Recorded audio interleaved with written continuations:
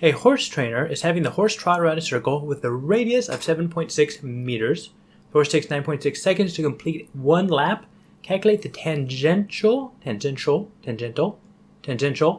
velocity of the horse. So start by drawing a picture. So this is a radius of 7.6 meters. Velocity equals distance divided by time. The distance is going to be the circumference of the circle. So it's going to be 2 pi r, and the time is going to be 9.6 seconds. So we have 2 times pi times 7.6 all over 9.6. Yep. And this gives us, go to the calculator, clear 2 times 3.1415, which is about pi, times 7.6 divided by 9.6. We get 4.97. So velocity equals 4.9.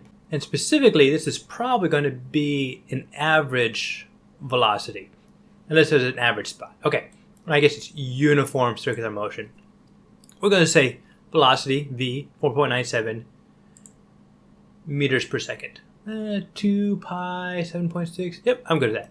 I am good at that. All right, so now I want to calculate the centripetal acceleration of the horse. All right, so this is basically going to be a formula. Acceleration centripetal is v squared over r. And so I know I use it lowercase r there, capital there, same radius.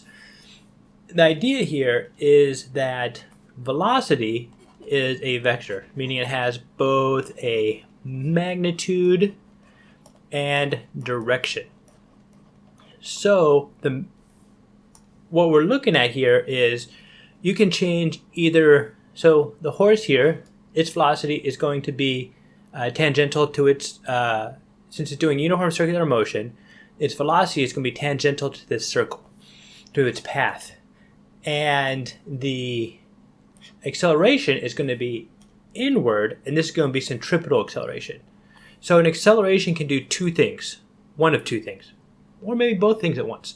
It can either change the magnitude, which is what you're normally used to, where acceleration changing the magnitude, basically the length of this arrow, or it can change the direction of the arrow. And that's what you're talking about with uniform circular motion.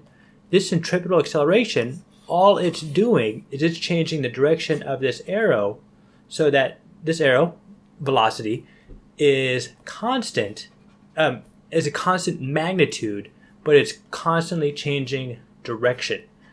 And so the velocity is constantly changing around the circle, not because it's speeding up and slowing down, but because by changing direction, that gives you an acceleration. And you're like, but how do we measure this acceleration?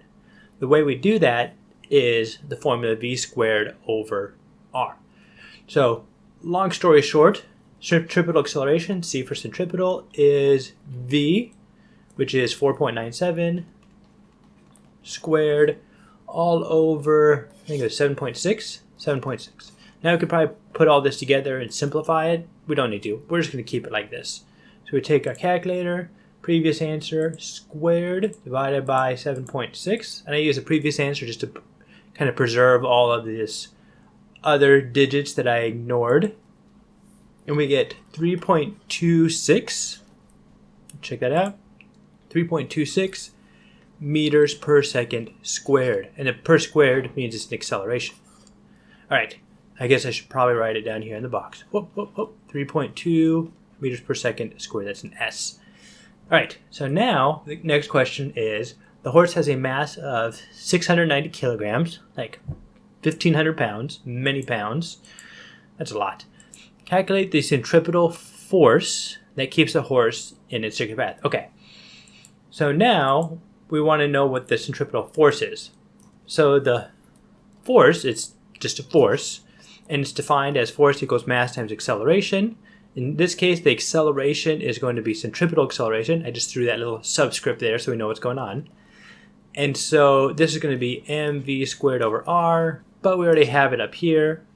So we're going to say equals, scroll down a little bit, 690 kilograms times 3.26. and that's meters per second squared. So multiplied by 690, we get 2246. 2246, and this is going to be in newtons. Now newtons isn't a fundamental base unit. It's actually made up of kilograms meter per second squared.